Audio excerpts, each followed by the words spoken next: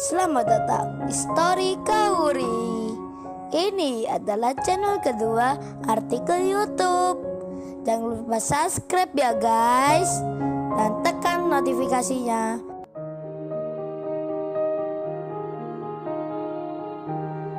Kisah pemuda kaya, anak bos besar, pemilik 73 perusahaan, yang menjadi cleaning service.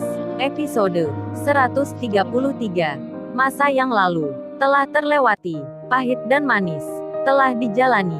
Kenshin akhirnya melanjutkan sekolahnya lagi. Setelah beberapa bulan, ia bekerja menjadi cleaning service. Kenshin yang di sore itu, nampaknya ia telah berpamitan pada sejumlah orang, serta beberapa temannya. Namun anehnya, Kenshin tak berucap tentang hal itu ke seseorang. Dirinya, yang selama ini menjalani pekerjaan, ternyata tak sengaja telah mengukir cerita, membuat sebuah kenangan, meskipun ia sendiri tak menyadarinya. Kauri, setelah Kenshin meninggalkan tempat ini, ia langsung masuk ke kantornya. Kauri terlihat tergesa-gesa, hingga beberapa tanya yang diucap dari temannya tak sempat dijawab, dikarenakan dirinya harus cepat-cepat pergi ke suatu tempat. Kauri sudah berencana, selepas pulang ini, akan ke rumahnya Kenshin. Sementara saat itu, pemandangan di luar, yang ada di halaman parkir, Yudis dan temannya, serta Shirley dan Mei Mei, terlihat belum beranjak. Mereka masih berdiri, menatap sesuatu hal yang baru saja berlalu. Langkah mereka terhenti. Sejenak mereka berpikir, antara percaya dan tak percaya, dikarenakan seseorang yang selama ini mereka anggap orang rendahan, sering pula dijadikan bahan omongan, bahkan secara langsung mereka pernah permalukan. Ternyata yang dimaksud itu bukan orang biasa seperti yang ada dipikirnya selama ini. Shirley, seorang wanita karir yang beberapa menit lalu bicara tentang Kenshin, tentang kejelekannya yang memang ia sengaja ia buat sendiri, diungkap di depan banyak orang. Kini dirinya jadi merasa bersalah sendiri. Rasa malu pun tak bisa dihindari. Apalagi para karyawan di sini yang ada di samping kiri dan kanannya, mereka pun memperhatikan, seolah baru saja tahu bahwasannya mereka yang sedang berkumpul itu tadi telah bicara tidak baik, merendahkan tentang tuan muda. Di saat perasaan yang tak enak itu, sehari sebelumnya, Yudis pun jadi teringat Shirley yang berkata agar tak usah dilanjutkan membuat perhitungan ke cleaning service tersebut. Namun Yudis saat itu tetap saja bersikeras melakukannya. Shirley sendiri yang mendapat firasat sebelumnya. Anehnya, ia pun di hari ini tak menghiraukannya lagi, tetap melanjutkan rencananya bersama Yudis dan temannya. Tadi telah melakukan hal tersebut. Akhirnya, ia sendiri jadi teringat pula akan ucapan Rena yang di waktu kemarin, yang mengatakan tentang sesuatu hal, tentang pekerjaan seseorang. Si Rena yang kemarin berkata, "Hei Sai, kamu itu jangan suka merendahkan pekerjaan orang. Apalagi ke cleaning service itu, entar bisa-bisa kamu yang menjadi malu sendiri." Saat itu, Shirley menganggap aneh ucapan si Rena. Kini, di saat ini, dia baru menyadari bahwasannya apa yang dimaksud temannya itu benar-benar menjadi kenyataan. Di tengah mereka masih terhenti, nampaklah Kauri yang berjalan dengan agak berlari. Kauri itu terlihat menuju mobilnya sendiri, yang saat itu antara dirinya dengan rombongan Yudis masih ada di halaman parkir yang sama. Hingga Yudis dan temannya itu pun melihat ke Kauri, wanita yang tadi ikut meeting bersama, sempat marah pula menegur dirinya. Kauri itu terlihat tergesa-gesa sekali. Segera saja ia membuka pintu mobilnya, lalu ia pun menjalankannya. Waktu yang terasa sempit, dada yang terasa sesak, Yudis dan temannya pun kemudian meninggalkan perusahaan Intel Corporation. Terlihat saat mereka berjalan, wajah-wajah pegawai di tempat ini yang ada di luar sedang berdiri itu, mereka semua memandang dengan wajah tanpa senyum yang menandakan bahwasanya mereka telah mengetahui apa yang sebelumnya terjadi. Di lain tempat, Ririn yang bersiap akan pulang telah mendapat kabar jika esok hari ada beberapa pegawai baru yang akan kerja di tempat ini, yang sekantor pula dengannya. Pegawai itu, salah satunya, bernama Sirena Larazati, wanita yang kemarin sempat bicara dengannya. Ririn pun, di saat ini, dirinya belum mengetahui akan perihal tentang Kenshin yang akan keluar negeri, melanjutkan sekolahnya. Beberapa menit pun terlewati. Setelah melalui perjalanan, Kenshin kini telah sampai di rumahnya sendiri. Segala perbekalan yang tadi pagi ia telah siapkan segera saja dimasukkan ke dalam mobil.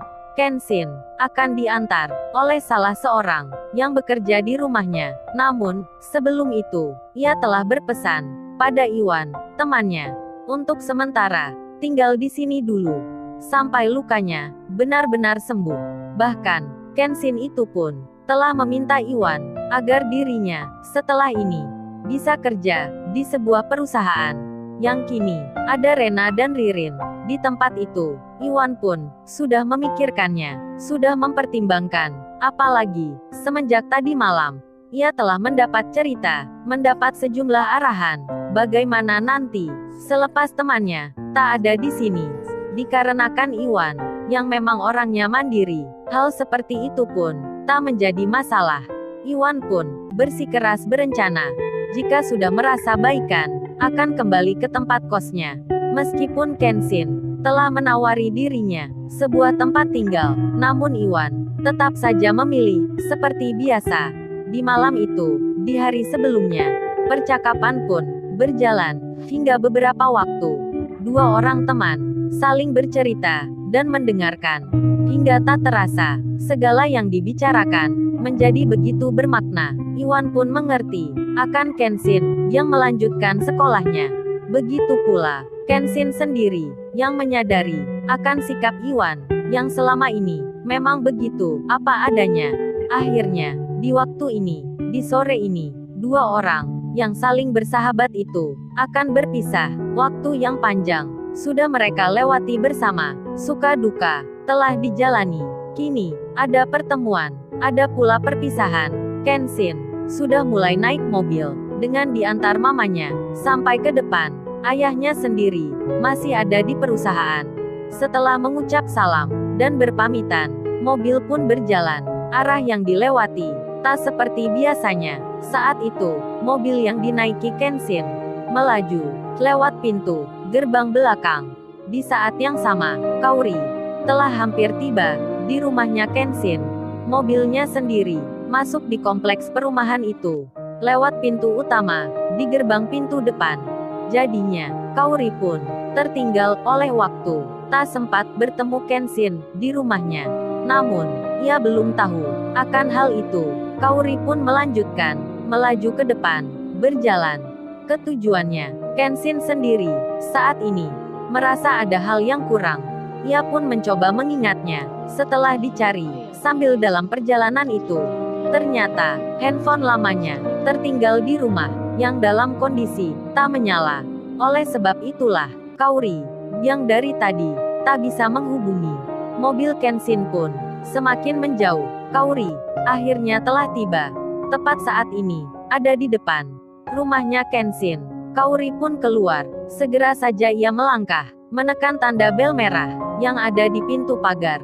Lalu keluarlah penjaga. Kaori pun bertanya tentang Kenshin. Di saat yang sama, mamanya Kenshin sendiri melihatnya. Lalu, segera saja menemui Kaori. Kaori pun menyapa, mengucap salam, dengan senyuman pula. Setelah menguraikan pertanyaan, akhirnya, Kaori mendapat kabar tentang Kenshin yang baru saja berangkat, yang saat ini sedang menuju ke bandara. Kaori pun terkejut dibuatnya. Berita itu, mengapa tak ia dapatkan? Lalu, setelah mendapat nama tujuannya, Kaori segera saja pamit undur diri. Mobil pun berjalan. Perasaannya jadi tak enak lagi. Dirinya pun dalam perjalanan itu merasa galau dan cemas. Dengan tergesa-gesa sekali, Kaori segera menuju ke bandara yang dimaksud. Meskipun ini dirasa sudah terlambat sekali, Kaori tetap saja melanjutkan perjalanannya itu. Lalu, bagaimana kisah selanjutnya? Subscribe channel ini untuk episode berikutnya. Terima kasih. Jangan lupa ya guys, untuk kelanjutan ceritanya ada di channel Story Kauri. Jangan lupa subscribe ya guys, dan tekan notifikasinya.